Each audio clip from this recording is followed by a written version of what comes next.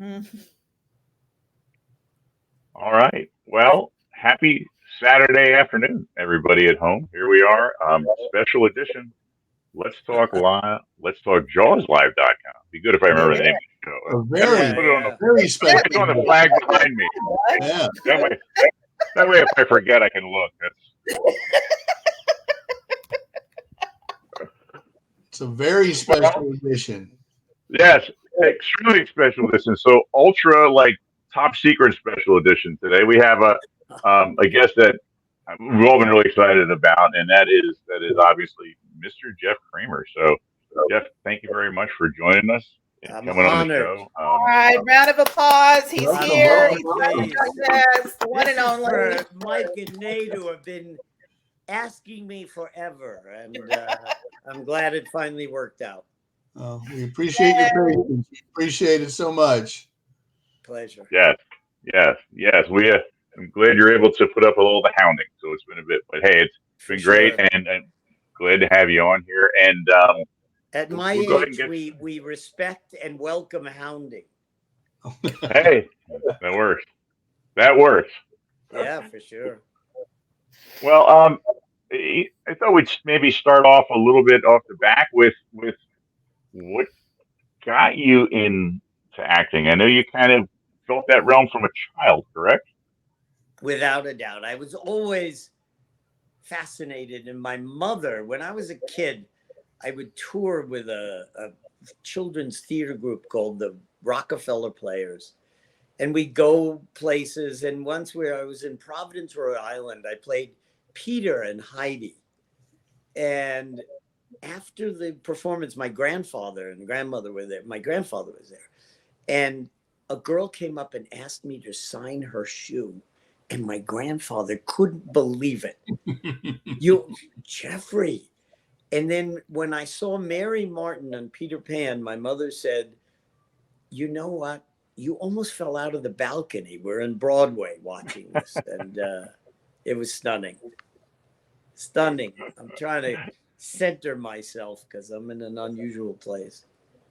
You're all good. You're all good. So, not to dominate here. So early on, you had some interesting connections. Did you do like you did some work with was it Warren Beatty?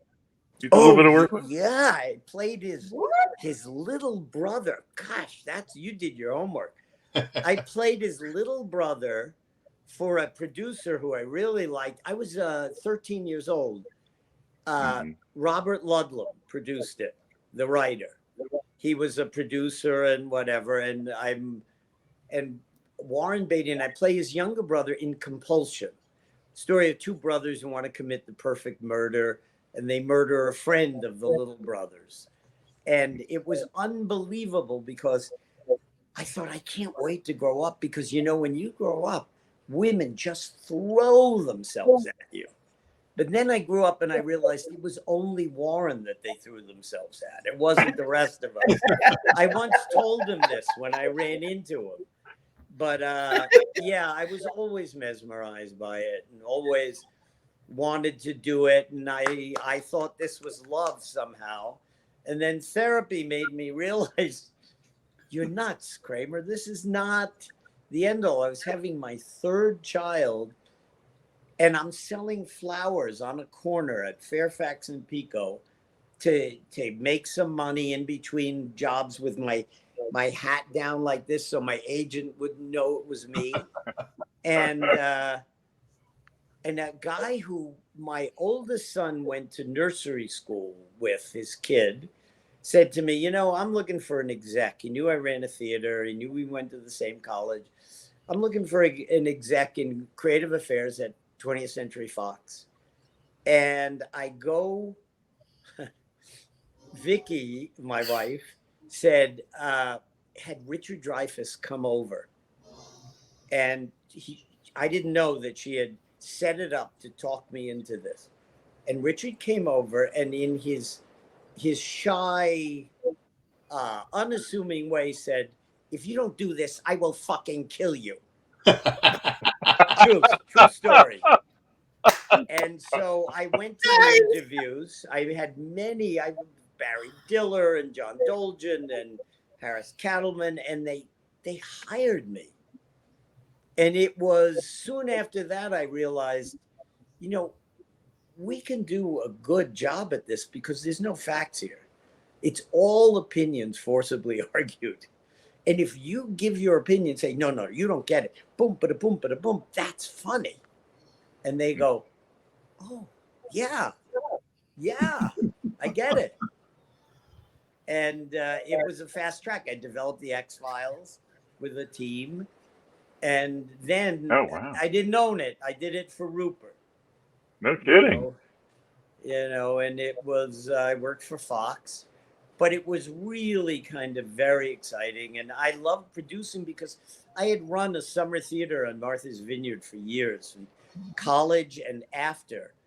And we raised the money. We had a program of ads that was $10,000 at that time, which was, this is in the 60s. Mm. And it was stunning. And because my family were in business on the vineyard, my uncle started the grocery store, my grandfather started the real estate. And, you know, Martha's Vineyard was sacred space for us.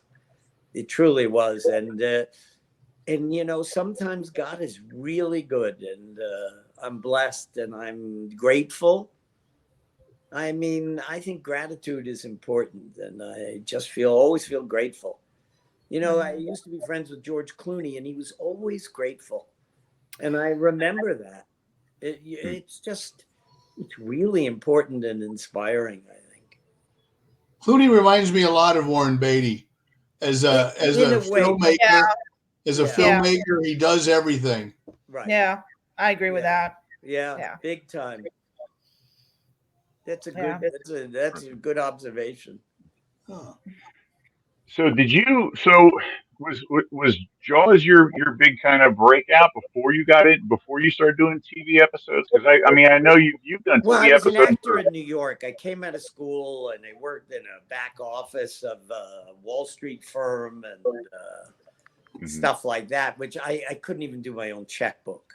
I mean, it was ridiculous. But we were working off Broadway a lot, you know, doing off Broadway and trying to keep busy doing commercials. And we were all waiters at the Magic Pan, a lot of us, on 57th Street. And I was so competitive, I had to earn more money than anybody else on the floor. And I would go crazy. I got a commercial from waiting on a guy once. It was very good. Wow. West Point Pepperell blankets. And you remember the old Dr. Pepper, Harry, this is your mouth talking, Harry. Yeah. That was me. And, you know, but then after a while, you know, when I came to California and I didn't know anybody except I knew Bill Putch and Gene Stapleton and their kids. First Thanksgiving I ever spent was out there because they invited me over. They just adopted me and they were just fabulous. I worked at their theater for a couple of years and Gene Stapleton was just lovely and Bill was fabulous. And I remember that Thanksgiving with them. What I remember most was they had a dog named Rusty who was passing gas during the Thanksgiving dinner. And we could never forget this one.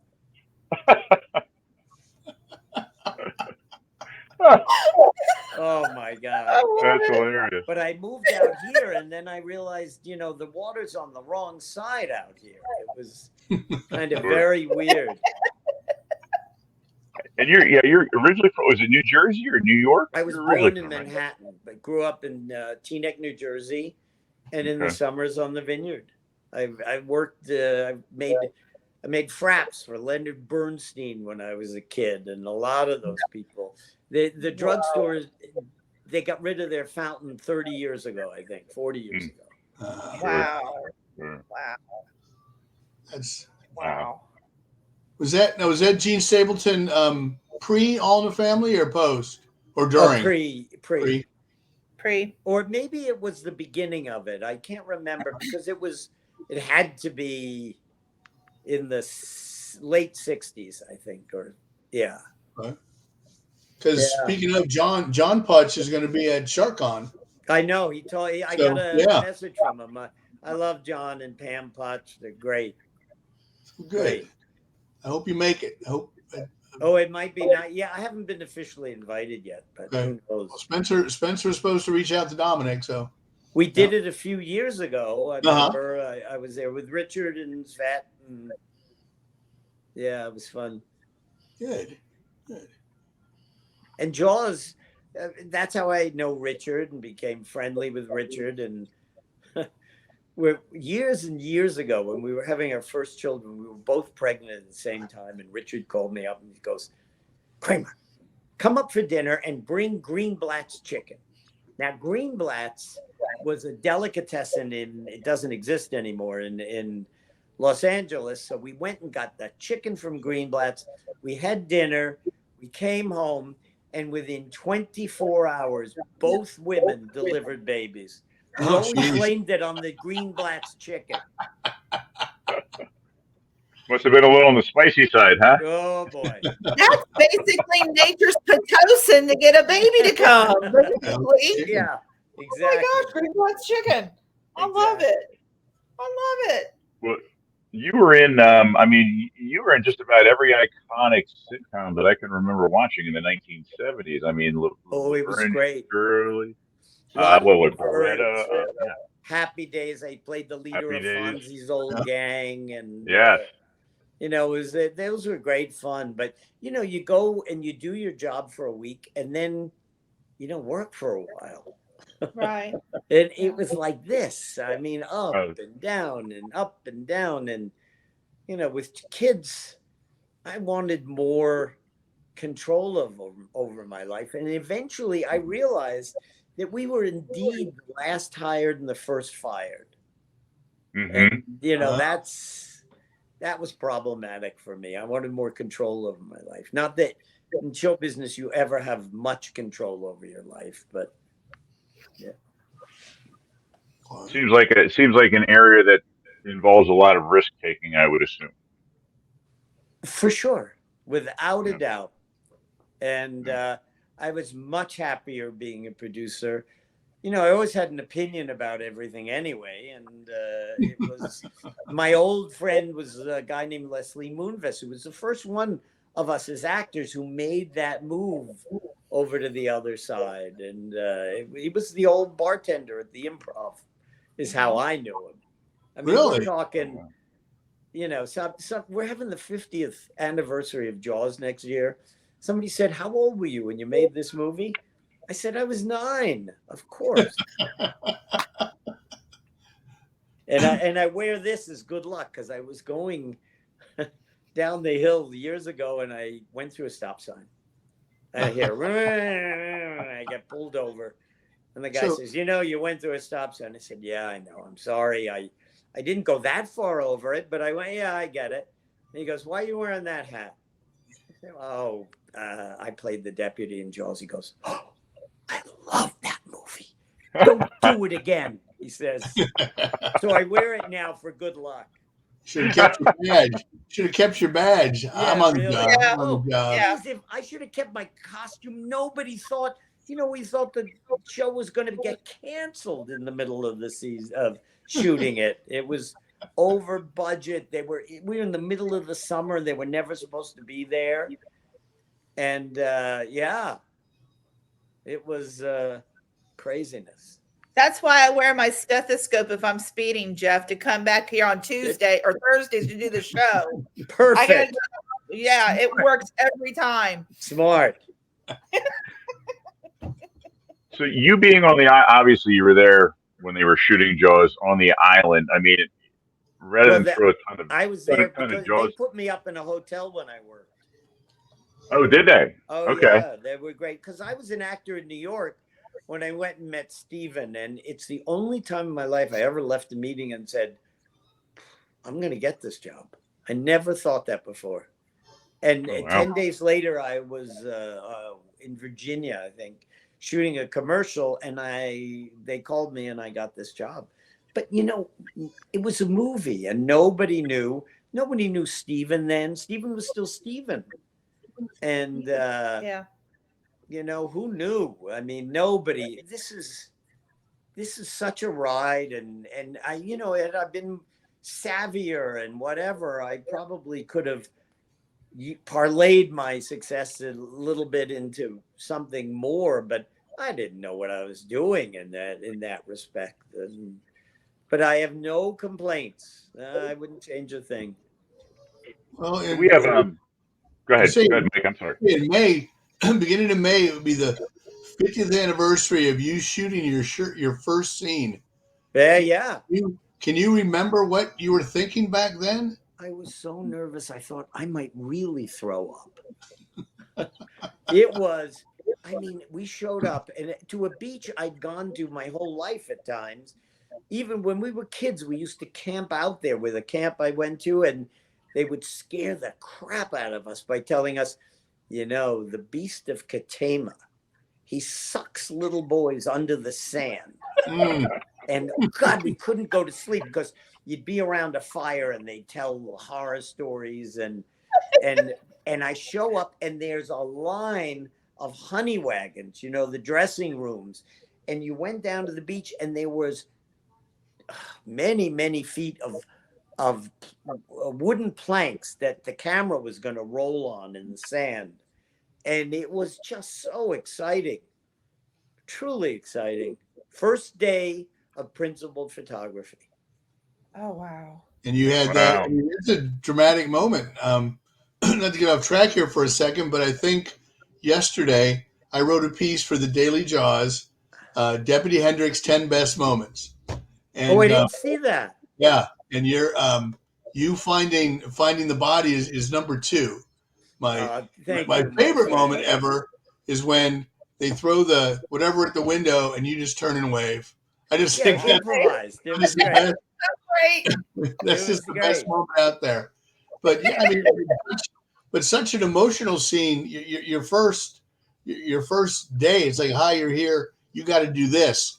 Did Steven give you notes afterwards? Did he say that? No, he was great. We kept doing it until he liked what he saw, and it was quite different because there's a woman lying there with her hand up, out of the sand, and it was kind of very different from what I certainly was used to. And I mean, I was used to doing filming anything that the budget on the film probably paid for the craft services for one day on Jaws.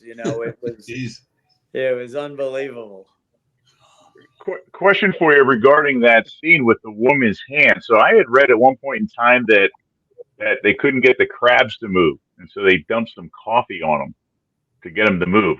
Any truth to that? I don't remember, but I think they dumped something on them, and it may have been coffee. I'm not sure, but I remember vaguely that they didn't move. I mean, it's a long time ago. I was 9. Yeah. Remember? I was very young. We do have, if you don't mind, Jeff, we have a couple of comments I'd like to throw up. Kind of, perfect. People, questions just commenting towards you. So, real quick, we have what do we have? We have. Judy Pancos. Judy's on watching right now. Good, very good friend of the show. Saying Jaws 2 is better. Yeah, we definitely loved you in Jaws 2. You had a much, more robust part, a little bit more character development, I thought, and I really thought. Well, I wasn't gonna, I showed up initially on Jaws 2 and left. I quit because he had cut my part in 2. And gave all the best lines to his friend, the character actor. Marshall Efron. Marshall Efron. And I said, this isn't what I signed up for. And Marshall Efron's a very different character than I am.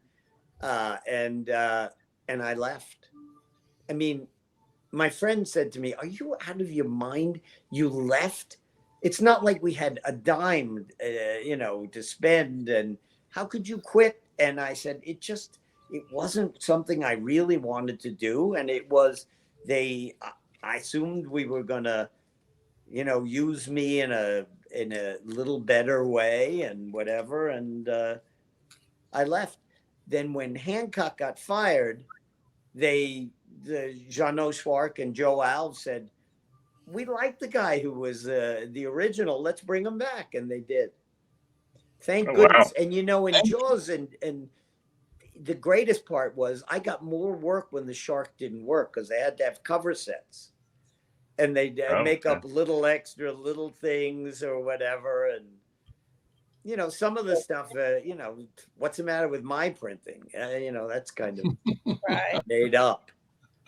Here's a real interesting comment. It says Kramer is never at the end of both Jaws films, just half of the films in Gonzo. So kind of interesting. Someone else commented and said they thought it'd be neat if at the end of the original Jaws, if you would have been there as as Scheider and Dreyfus On the come out of beach. the water. I get it. On Yeah, the beach. I don't that think would have they ever been took neat. me at that point seriously as an actor. I think, it was, I had no name. Nobody knew who I was. It was, kind of very different. Someone But else is I chiming agree. I in. was I'm living sorry. and breathing in the background somewhere on the island. I agree Someone with else is this. chiming in here. The best Kramer scene in Jaws 2 is when Roy Scheider shouts, "Forget that shit, point." Point. Yeah, don't talk, Kramer. Well, as you moved, Jaws 2 being your movies, I know you moved on. Definitely did some other movies. Clue. What was it? Clue was Something with great terror. Clue was a great film. Oh, I I loved wish. it. It was so much fun. And Deborah Hill was my There friend. it is. I don't know if you can get it. Yeah, The glare. There he is. There it is. Yeah. There it is. But who knew? And Clue turned out to be the ultimate babysitter picture. It was safe to go out of the house and leave your kids watching it and Yeah. Sure. whatever, except between that and I get killed immediately. Yeah. I can hardly speak and I'm hit over the head. That was rude. Jeff, You got one. Really? did you know filming they were going to do 3 different endings? No idea. Oh, wow. And I wonder, in the hindsight, it certainly didn't seem like a good marketing decision. It didn't. I mean, because I was in the theater business, and we had 3 screens with all 3, but we didn't have a lot of repeat people coming back. I wonder who did this. Yeah, I got it. And did people really stay for it? I have no idea. We used to go in. I knew an usher at a theater in L.A., and sometimes when we'd see Jaws, he'd let us in at the moment right before Ben Gardner's head pops out. And we used to love to go in. You'd see popcorn fly and drinks fly, literally. It was the whole audience reared back as one. It was so exciting. I just loved it. Isn't that what Susan Beckley said that Spielberg wanted that extra scare to and that was shot in Verna Field's swimming pool.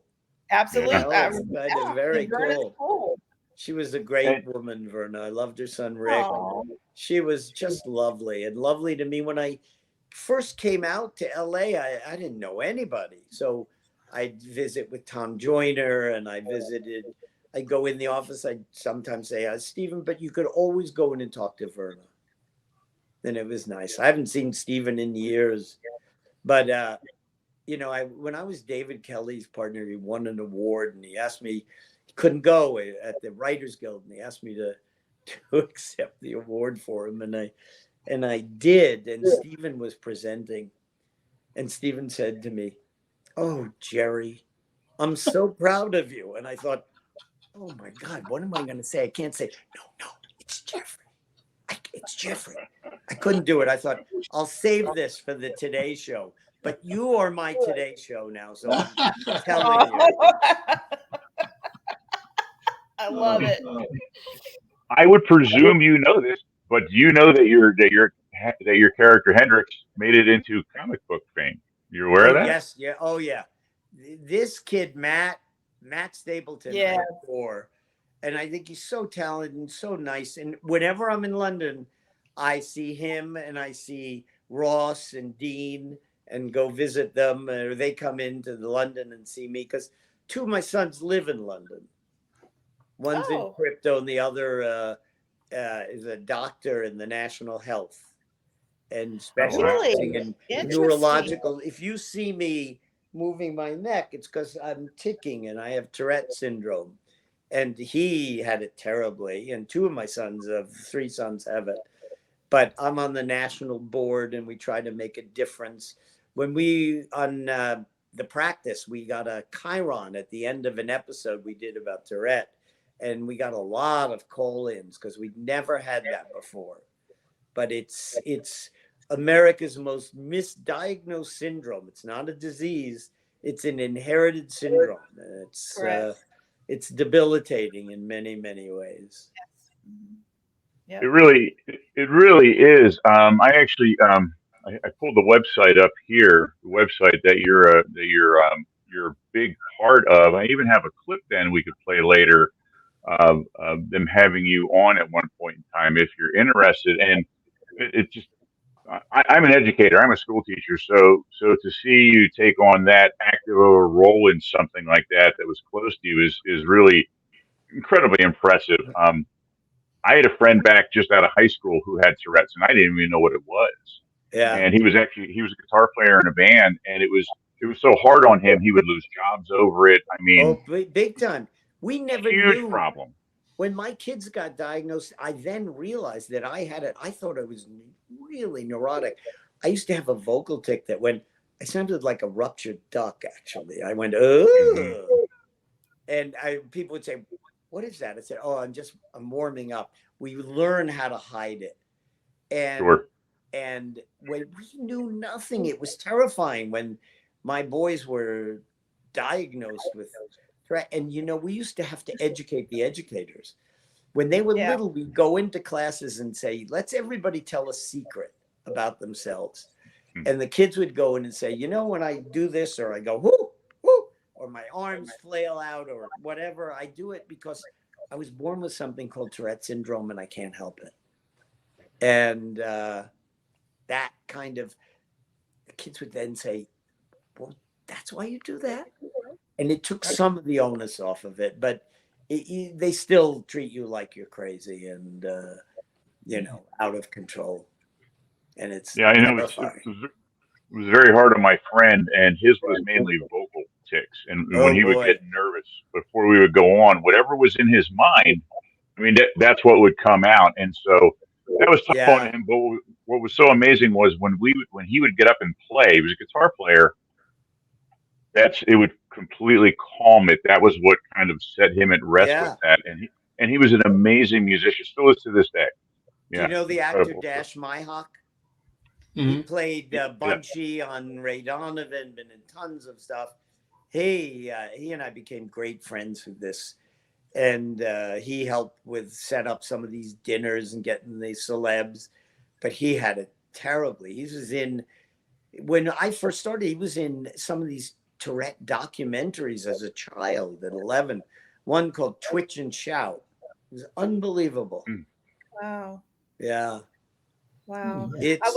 I was telling Nate and Michael when we were discussing of having you on here, we really want to make this a platform to express that, you have our support as well with this. Oh, that's so cool. I see the TikTon up. Yeah, that, and me being in healthcare, please, let's I get express it. And so I was telling them, I said, it came out about a year ago that Billie Eilish, who just won an Oscar, has Tourette's. She's got tics as well. You and bet. She hides it very well, but she's so beautiful when she sings that you wouldn't have a clue. But and there was that famous doctor who Oliver Sacks wrote about, who was a surgeon, and when he cut, nothing. But you went into his office and there were dents in the walls where he'd hit the walls, he'd do all these things. And we don't know why. We're trying to map the genome because it's an inherited genetic problem. And we try to make lives better. Self-esteem helps a lot. Yes, I think that's important. Oh, absolutely. Yeah. Absolutely. Very I much. used to tell my kids, you know how lucky we are to have this? Because we're all really much more creative. Mm-hmm. And we tell stories. I tell stories and pass it on to each kid, and they'd have to pick up the story and tell it. It was so much fun. I love that. I love that. And the education of the masses too. Well, for sure. something on to the hide and not talk about. Well, David E. Kelly was really into it, and then on L.A. Law, he did. That's where they came out with TV Tourette guys who shouted epithets. But we did this. We got a real girl from Tourette and put her on in the episode about a girl who's thrown out of class because she's too disruptive. She gets up, she ticks, she's doing all over the place. And the judge says, wait a minute, we can't homogenize our classrooms. We are better off having people who are different than we are, and we'll learn how from them and how to deal with them, and that not everybody can be the same. And Correct. that's when we got that Chiron on, and it made a big difference because nobody knew anything about it. There was basically no internet at the time we got diagnosed, and Right. we had no idea. So we got proactive. We really were active. Because I wasn't really aware of it like mid '80s when Jim Eisenreich, the ball player, had it, and then he would come on and he would speak about it. So it was kind of. And what's his name? Howard, the goalie, had it, and there was a basketball player. His real name was Mahmoud Abdul Rauf, but I can't remember his name. But he had it too, and he was, But it is what it is, and it's most cases hadn't been diagnosed in those days. Right. It was kind of wild. And all the meds were for other things, and they had big side effects, and they narcotized kids. I mean, we tried some we wouldn't try because they had irreversible side effects like tardive dyskinesia, where you chew on your lips, and terrible. Terrible. I mean that the involvement of that association, along with your involvement in it, is what I'm sure is helping opening doors and answering questions a lot easier and a lot earlier for families now. It's why I do it. And as soon as you pull up the site, it immediately comes up with some questions on the side for people who are seeking information. I just thought that was incredibly impressive. Yeah, and we have centers of excellence at hospitals around the country now that specialize in this, because they can now put a cap on your head and map the tics as they happen, which is really interesting. Wow. Very much so. Yep. Hey, we have a couple more comments here. If you don't mind, I'll throw up some questions for you, Jeff, that people are sending in live here. And Judy Pankos, my favorite fan, she's writing a song about Hendrix. Ah, interesting. Very sweet. Interesting. We might be ending the show with a little clip of that song. Oh, really? Oh, that's cool. Yes. Okay. So here's a question for you. It says, Jeff, straight up, where is Bob Burnside's missing death scene from Jaws 2? Fess up. Fess up. Seriously, Victor? Wait. Which was Bob? That was Billy. It was Billy. They filmed the scene of Billy Van Zandt being eaten, but they didn't use it. So I think it's got to be Victor. This is Victor up in Canada. I think they felt at one point that there's enough kid trauma. Because when you repeat it too often, it's just one more, and it takes you don't care as much, I think. Yeah. And I was visiting my kids in London over Christmas, and I went over to France and visited Jeannot Swart, who was one of my dearest friends. I got married at his house, and I just love him. And I saw him and his wife and his kids for a night, and it was just fabulous. Oh, that's awesome. So you still have that relationship with him after all these years. For sure. We were friends forever. Same with Joe Alves, and same with a lot of the kids. Gary Springer's one of my very best friends, Gigi Vorgan. I'm on a thread every day with John Dukakis and Gigi and Gary. Oh. They're just lovely and fabulous people. So Roy Scheider called you Jeffrey. I was stunned. And why would they use it? I don't quite understand. But, I was not I was not empowered enough at that time to say, "Hey, wait." I thought they knew better than I would know what they're doing. Yeah, you're just the actor. They're the editor and director, and they should have taken it out and redone it. A retake. Yeah. The rainy we're just vineyard. gonna- It's raining out here too now. Oh, I'm sorry. I was Yes. commenting on Is this. it? Yeah, Joe, it's been yeah. raining in Tennessee since Oh, yesterday. you're in Tennessee? Yes, Mike, sir. I'm in you're in Kansas Pennsylvania. City. Where are you, Nate? Pennsylvania, central Pennsylvania, Harrisburg Where? area. Harrisburg? Area. Yes. So Bill Putch and Gene Stapleton ran the Totem Pole Playhouse in Fayetteville. Oh, really? Yeah, in Yeah, California Fayetteville, State Pennsylvania. Park.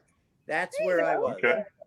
No kidding. Yeah. Ah, that's interesting. Wow. For years, Well, this- 20 years, I think they ran it.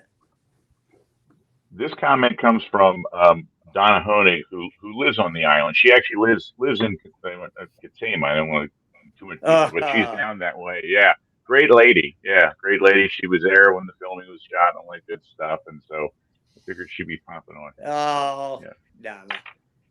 Yeah, Great we lady. call her, what is it, the fairy Jaws mother? Oh, The island Jaws, queen or- Jaws mom. Yeah, I get it. Yeah, That's yeah, her. yeah. So Jeff, you mentioned Kansas City. Guess where you were a year ago? Was it Kansas City about now? Yeah? Hold on, I have that. Oh, there it is. I actually looped Jaws 3D. I was in the looping group. Joe is my dear friend, and no, I even I knew sometimes when to stop. I love it. And there was no role for me, really. I mean, they're in an aqua park, and Sure. what are they going to do? Could have been like the MC at Shamu at the Whale. But Or he Jaws could have 2 gone was on vacation. Jaws 2 was just it was great. I mean, I loved being there. Of course, it was hurry up and wait. Yeah. We were there for 9 months almost, or they were certainly, and I was there for many months. And Sid Sheinberg came down, who was Lorraine Gary's husband, and they're over by a car, and I'm in my uniform, and I think, oh God, it's ahead of the studio. I'm going to go over and say hello because I loved Lorraine, and we were friends, and she was just a special woman. And I go over and talk to them for a minute, and a woman comes up to me, true story, and says, "Sir, you look so familiar. Are you in a bowling league in town?" And I said, and Sid laughed out loud. And Lorraine said, "Oh my God, he never does this. He never does this." And it was so funny. I just never forgot it. And then when I changed my life many years later and I became an exec, I called Sid Sheinberg and I said, "Would you have lunch with me?" He goes, "Absolutely." And I'm at the low end of the totem pole of execs. I'm just starting. I'd never had a job in a big organization or anything like this before. I was an actor. And my boss, Harris Cattleman, sees because I paid for lunch. I had an expense account for the first time in my life. I paid for lunch. And Harris Cattleman says, "Oh, come on. You had lunch with Sid Sheinberg?" And I said, "Yes, I did. Call him. You want me to get him on the phone?" That's funny that you bring up the bowling story because one of our viewers, her name is Kelly, she wasn't able to watch today. She had another obligation, but she messaged me. She says, "Please, Janie, get him to tell you the story about how Sid Sheinberg laughed his ass off." And it was so true. He That's what she laughed said. out loud. Sid was more taciturn. He wasn't quite that effusive. Right. But he was lovely to me. Well, Lovely she man. said, "Please tell that story," because when I guess you and her had spoken over Zoom during COVID, and you told that story to her, and she remembered it. But she said, she adored that's so you. sweet. So, hearing this stuff, hearing you tell me these things, it just makes it all so worthwhile to do these things. And, Oh, when you do these signings, which I don't do many of them, I really don't. And you realize the love of this film, and it's generational. It's hereditary almost. They pass it down, grandparents to parents to children, and they'll pass it on. And it's really the love of these and horror movies in particular, I think. yeah. The idea that I'm signing something for Halloween 2, if you blink, you'll miss me. I mean, it's stunning. Well, you have The true fans there. I'm That's why. grateful. Yes. And we love that. Oh, you're very sweet and kind. Well, question for you. So obviously going from acting over to producing, was it a big jump? Like I'm very ignorant to how one progresses. Do you take on an apprenticeship? Did you have someone that you were close to you started No, to kind of pick up I on would show actually, you there was things? the guy who really hired me and came after me, and I went through these rounds of appointments, and they saw something in there because I was a producer. I ran a theater in Martha's Vineyard for many years. Hired great young directors in New York who got to know us and would hire us all winter, and it was it was the best thing I ever did in my life. I'm so grateful that I was able to do it and support my family because acting was like this. I mean, It's a roller coaster. I Yeah. did pilots. I starred in a series once called Struck by Lightning. Oh, look Ah! at that. Yeah, Look at really. That was good. Struck by Lightning. So This was Jack not Elam. pre-planned. We did. Nate had it brought up. This is Oh, great though. that's so funny. Yeah.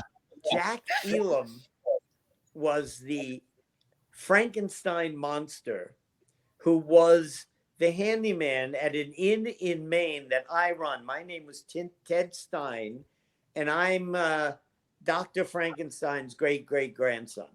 And I'm trying to come up with a formula to keep it real, but he'd always get struck by lightning and hit him in the back, and he'd just go, ah, like it was scratching his back. So I have a dear buddy from college and one of my best friends ever named Marty Nadler, very funny guy. And he did the show right before it Struck by Lightning. He was at 8:00. He did Gary Goldberg's The Last Resort. And there was a lot of our stuff in it because Marty got us jobs one summer as waiters in the mountains, but it wasn't even the mountains. They were like foothills in Spring Valley, New York. And we stayed at a place called the White House on the Lake. Meanwhile, it wasn't white and there was no lake. They were all people from the Canarsie and the high rises, and they go there for a very inexpensive vacation. And we go out the night before. Both the shows are going to premiere on the same night. And I say, Marty, I think maybe finally we'll have a little money. Maybe I could even buy a house or an apartment or something. So the next day, I come into work, and the guard at the soundstage says to me, Jeffrey, your friend Marty called, and he said, and he's reading, he goes, if he were you, he wouldn't even buy lunch, he said. The numbers were so terrible, they aired 3 out of the 13 we shot. I couldn't get a job for 9 months. Oh gosh. Oh, it's terrible. I was able to track down the entire first episode, and it wasn't a bad show. I mean, it starts off like you said. He comes in and he's got smoke rolling off his back. I think he said he got hit by lightning 5 times that day, and it wasn't a bad show at all. I thought it was great, I premise love of it. Jack Elam. He was great. He used to tell us stories, and he was one of the world's great liar's poker players. So people would come from all around. Fred Bolitnikoff, the football player, came, had the biggest hands I ever saw in my life, to play liar's poker with Jack. And we go always to a dive bar across from Paramount for lunch. And Jack says, you can only drink clear liquor till 5. And then you can drink colored liquor. And don't waste your time with that wine stuff. It's only for rinsing your mouth with.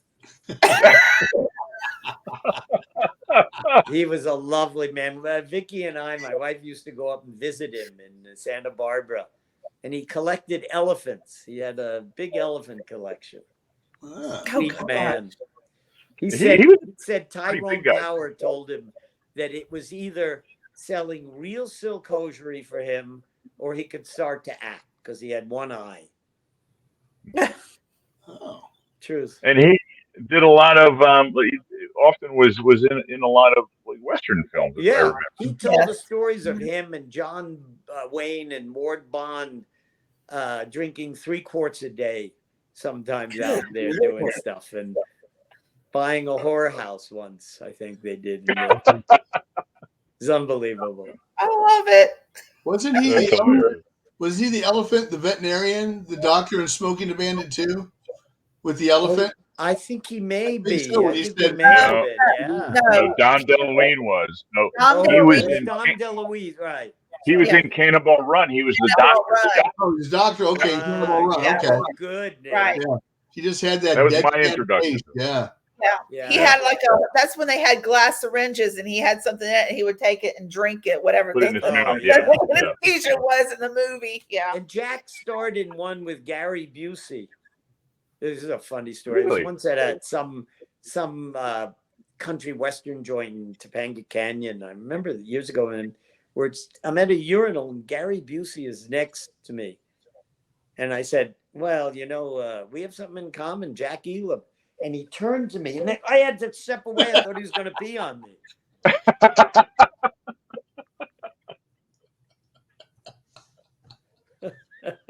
Unbelievable. Hilarious. I love it. Oh, man. Oh, he was quite a big, you're watching him on the show. I never realized how big he was. I mean, I just figured average height, maybe a little tall. No, he must have been 6'4", 6'5", I bet. He was very tall and big. Yeah. And very kind, loving. I mean, I just loved him. I loved that guy. You mentioned being a producer. Have you thought to option the Hendrix comic? No. And I'll tell you why. Part of it is I don't have any clout anymore, unfortunately. This town is filled with ageism. We're not funny. We're not doing, give me a break. Although I do have a book that I'm taking out with Greg Nicotero, who I just adore. We have really nice friends. And we had a great time in Kansas City together.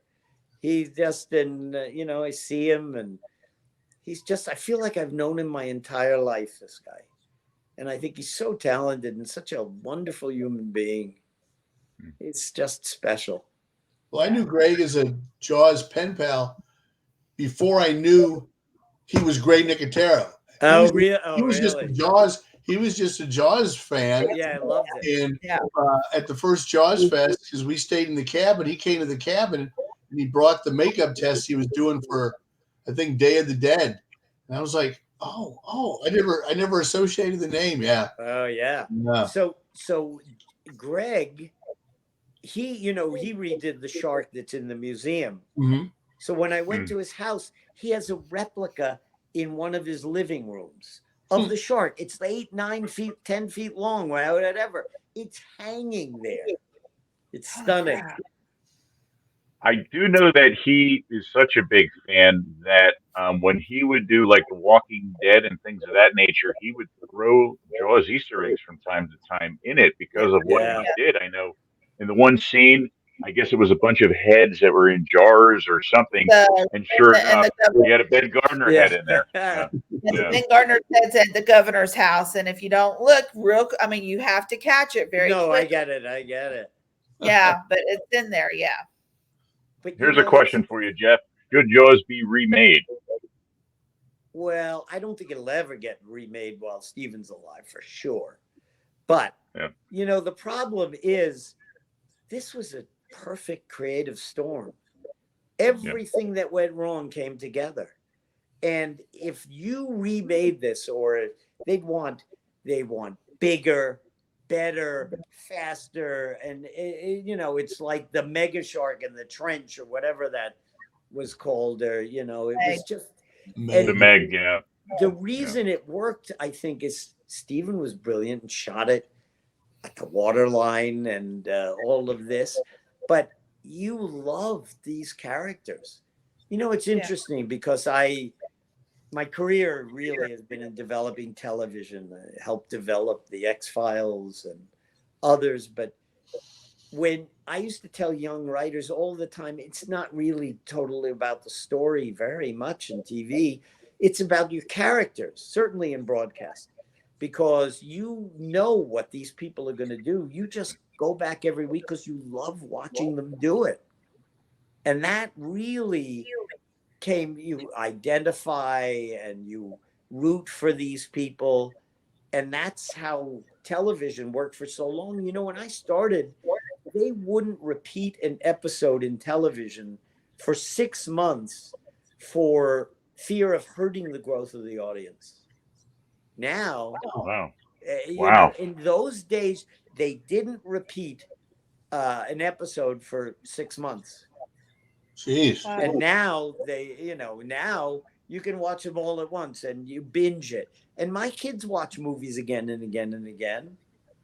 This morning, my youngest was there. Everybody's here at the moment, so it's cool. My youngest was rewatching Dune before he watches Dune 2. Oh yeah. Oh yeah, it just came out. Yeah. Yeah. Doing well. Yeah. If you don't mind, I'll throw another comment or two up here. So we're sending them in here. What do we have here? I'm having such a good time. We can keep going as long as you want to. Thank you, Dad. Very great. So it says, please be at Jaws 50. Oh, you bet. I want to be there. And we'll know more next week if we're going to do a TV special. I wrote a letter to Steven, and I know Justin Falvey, who co-runs Steven's Amblin TV and stuff. And they loved it. And they introduced me to Laurent Bouzereau, who I just adore. He's such I feel like I've known him forever, and he's a talented filmmaker. And Wendy Benchley will be involved in it, because I didn't realize how much Steven was really upset when Jaws came out because people were out killing sharks. Yeah. Yes. And Wendy is really prominent in Jaws and shark preservation.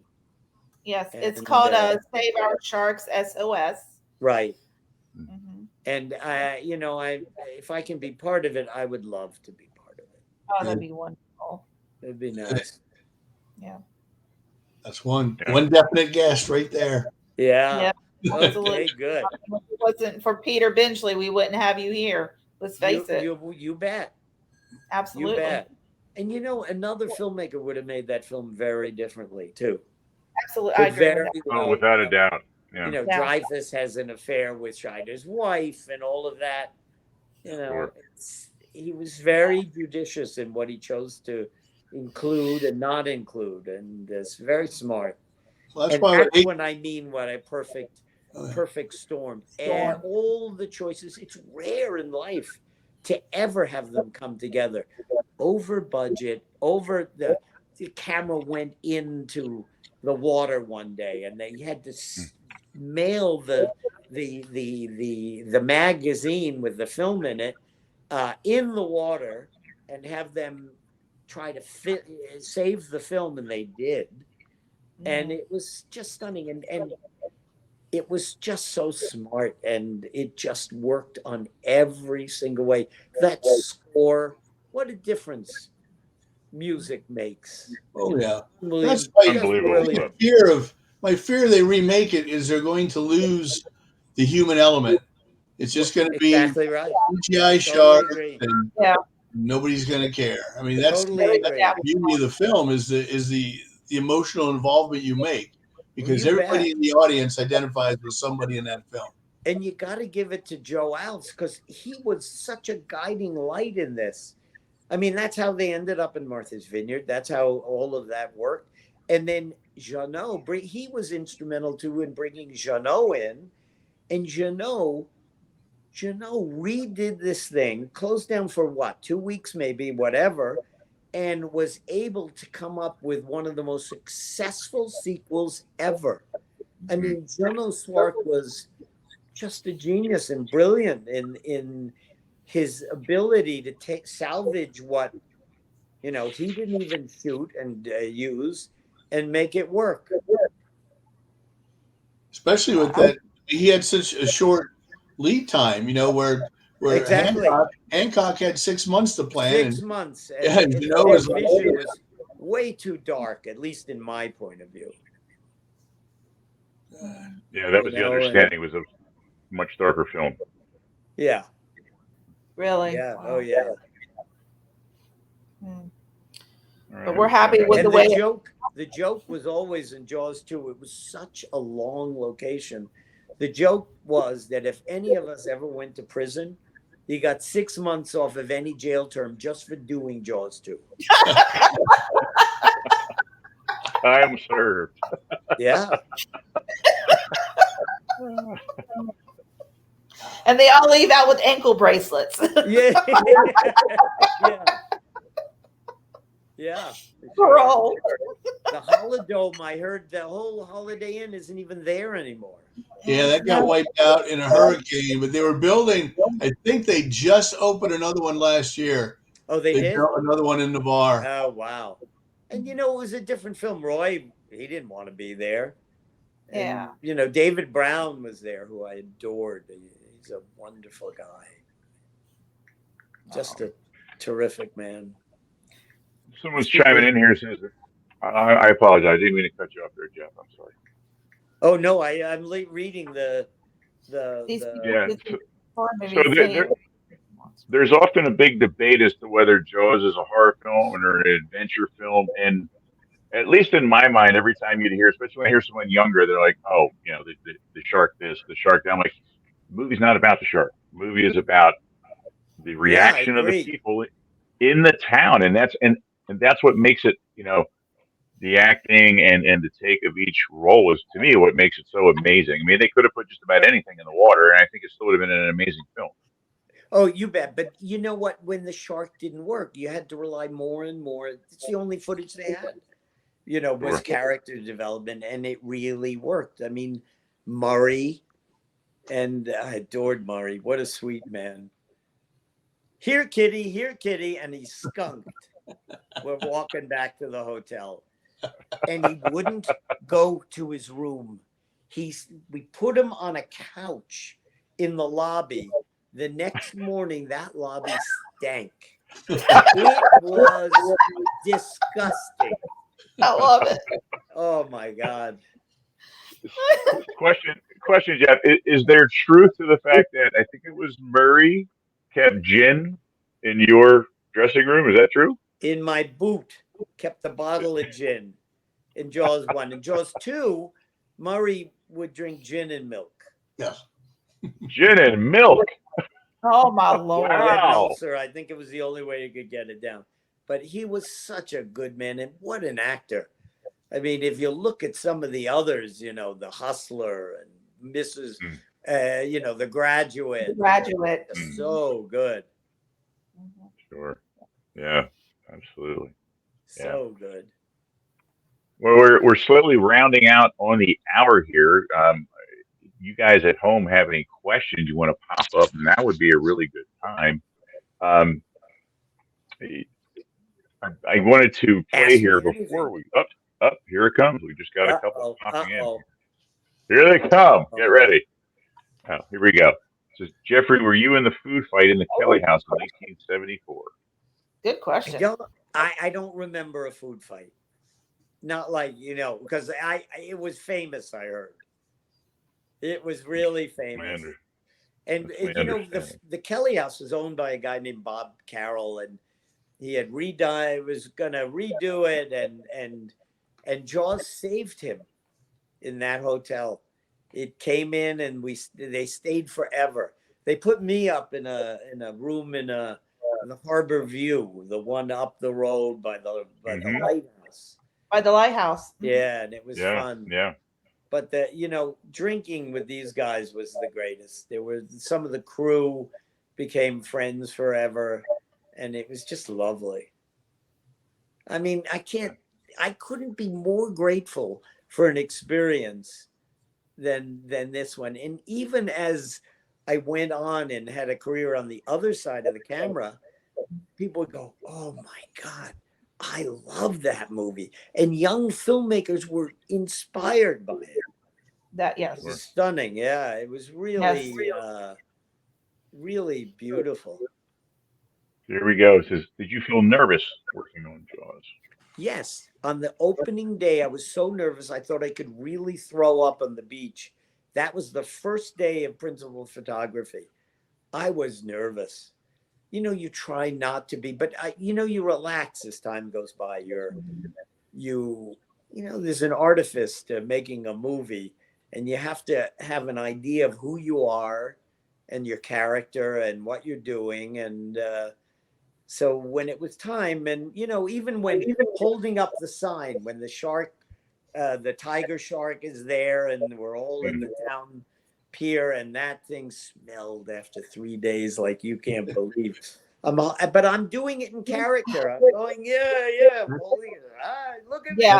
That's one of the top 10 Hendrix moments. And there it is. A moment I'm glad we agree. I used my fear of heights when I climbed up on that sign it was shot in Aquina and Gay Head, and I'm afraid of heights, and I was, kind of frightened by being up there because I actually thought I might fall. Oh gosh! It's quite a fall there at the cliffs if you do too. Yeah. Yeah. Such a beautiful place, though. I mean, my God, gorgeous, unbelievable. And my grandfather in the 1920s sold land in Gay Head for $2 an acre, and no one wanted it because it was too far away. Now I understand. Keys to a beach go for $250,000 up there. Wow. Oh, that's pocket change. You got that right, Michael? Right here. Yeah. Okay. Yeah. I got to sell a lot more books. Mike is a rich man. He just doesn't have money. He's a rich man. I'm rich in friends. Yes, rich you in friends. are. And family. Here's another one. It says, please ask this one. Do you feel that your personality is similar to Hendrix? Oh, that's a good question. How are you different? I actually do. When I think about Hendrix, I think he is one of the good guys. He'll do the right thing. He will be honest with you. He will always be there for you.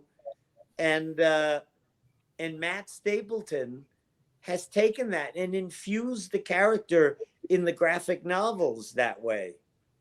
I'm proud of him. And the drawings by Reese Wooten I think are stunning. I just love them. And the idea that Hendrix is a hero like this makes me really happy. Yeah. Love it. It's a great series. Oh boy, yeah. And book 3 is coming soon. Oh. Very nice. Yeah. Very nice. There you go. We have it looks like one more question here, and I think we're gonna round it. I think we're gonna wrap up then with a clip of a song I believe to be released soon here, you guys at home. So one more question here, and then we'll all right. But we wrap things up here, Jeff. Oh, that's the same one. My apologies. Yeah. My apologies for that. Let's see. Oh, here we go. Did you take any memorabilia or items from Jaws 1 or 2? No, and I wish I had, because I got calls for years. Where's your uniform? I know you have it. Come on. You gotta, or anything else. Who knew? And they did take it from me and collect it. I was I didn't have any clout to keep anything other than my dignity. And I think I told you there's a picture in the Jaws 2 book of you holding the clapboard. Oh yeah. And I think I told you when I was when I was down in Destin in 2018 for the 40th anniversary book release, a gentleman came in with that clapboard. He and his brothers had been casting nets in the Gulf of Mexico in 1980, 3 years later, and they caught it. Yeah. You know, I got to salute Michael Smith here because the Jaws 2 activist stuns me. He has gotten pictures, collections. His love of it is never ending. And there's new things every single day that surprise me and make me proud. Yes. And now there's a color version of the book. It's I earned this book. But he was a nice guy from the beginning. You remember when we had that signing down in Burbank? Yep. Oh boy, that's many years ago. Oh, that just and that was the old black and white version. Yeah, that just overwhelmed me because it was you and Carl and Joe and everybody showed up. Everybody showed up for that. Well, they honor you by doing that too, you know, and I think it's very cool. And Matt Taylor and Jim Beller are coming out with a revised big one. Good. Now. Good. For the 50th, I'm sure. And we'll know in the next week if and for whom we're going to do this Jaws special. So that'll be good. Fingers crossed. Definitely. Yeah. Definitely. I will say this. I'm going to, before we leave, I don't know if you understand or even comprehend just how wonderful it is to have you on here with us today. And that there are so many fans, and these two movies that you've been in, and including Clue and others, you know, you're with Dudley Moore and John Lithgow in the Santa Claus movie that I totally adore. You have brought a lot of people together as Hendrix, and it has started so many friendships throughout the world. Like, you have no idea. We have people on here from Australia that are watching you, from England, from all over. Yes. So please, we're very humbled and grateful that you came on. I'm humbled and grateful to you and to any fan. I mean, the idea, you know, it's so interesting because as an actor, you don't ask for this. You don't expect it.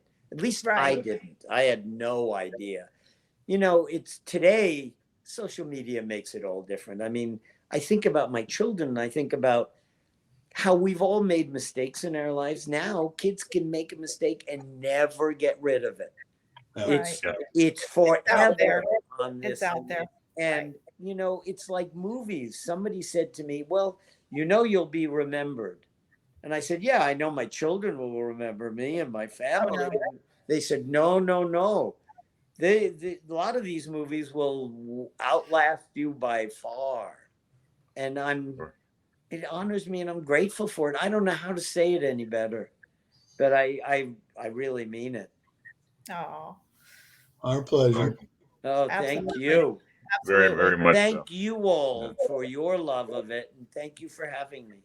I loved every minute of it. Absolutely. Yeah, very much so, Jeff. And you know, just to back that up, I mean, honestly, you're such a complimentary and down-to-earth person to talk to. Not that we expected anything different, but it I was never your personality. The tantrum guy. I was never, you know, that wasn't who I was at all. Well, thank you very much. You guys at home, we're gonna wrap things up, but we're gonna end. I have about a 30-some second clip from Judy Pankos, who's a really good friend of the show. She recently has done a song about Hendrix, kind of like I guess you want to say like a doo-wop love song. And I've never met Judy. I want to. Wonderful lady. We've had her on the show. As a matter of fact, she was on Thursday night. We did a trivia night, and she came on and played. And great lady, wonderful personality. We love having her on and being friends with her. And she sent me a little snippet of the song, so I thought we would kind of end out with that. So about a 35-second clip of it here. Are we going out on this, Nate? I think we're going to end on this, yes. Okay. Those of you that are watching, and if you didn't get your question in, or if Jeff didn't mention something, he is going to be appearing April 6th over on Amity Jaws Group. So check that out as well. crew. Yeah. Martin's Thank crew. you, everybody, for joining us. Fins up, And fins up, Fins Also- up. fins up. Also, Well, if there's fins up. anything else, Nate, and Mike, are we gonna put up a little bit more information about the Tourette's? Yes. Yes, Oh, we'll put it thank on. you I will so post- much. yeah. Yeah. Please, we We'll want to put it on. post that up as well. So for more information, if you want to, whatever you want to contribute or donate or educate yourselves, go. We'll post it up there for Oh, I Jeff so as well. appreciate it. Thank And you. this Yeah. page will be the Jones 50 page. Yeah. Yeah, we will Absolutely. post the website up. Absolutely. All right. I'm going to mute myself and I'm going to play this. And here we go. And I'm we'll- excited. Oh, me too. Uh-oh. Uh-oh. You could call me Daisy, baby. I'll call you Jam sometimes. Let's get drunk and fool around, and I'll stop making these foolish rhymes. Deputy Henry. Oh my gosh, this is so embarrassing. Deputy Henry. Oh, Judy. Oh, that kills me. Nice. She's funny. I love it. Just a great clip. And I know that she was really excited to have you here. So I'm sure she's just thrilled with the fact that Judy, yeah. mwah. Oh, Yes, wonderful lady. Thank you all very much. Thank you, Jeff. And glad you have time to spend with your family and have yourself a wonderful All right. holiday now, see, coming we'll up. do it again on the 50th. oh, Yes. well, I tell you, Guaranteed. we We're bought you. definitely going to be We there. bought you breakfast in 2005. That's Bought right. you lunch in 2012. I owe you dinner. So You're eventually, right, you got it. we're going to get together. You bet. We'll bring a bottle of white and red wine. We didn't know which one you wanted. There you go. Thank you. Thank you again. Thank you my very friend. much, Thank you Jeff. very much. Love to your family as well. Yes. Thank Yes. you. Bye, you guys. Good night. Bye. Take care. Bye. Bye.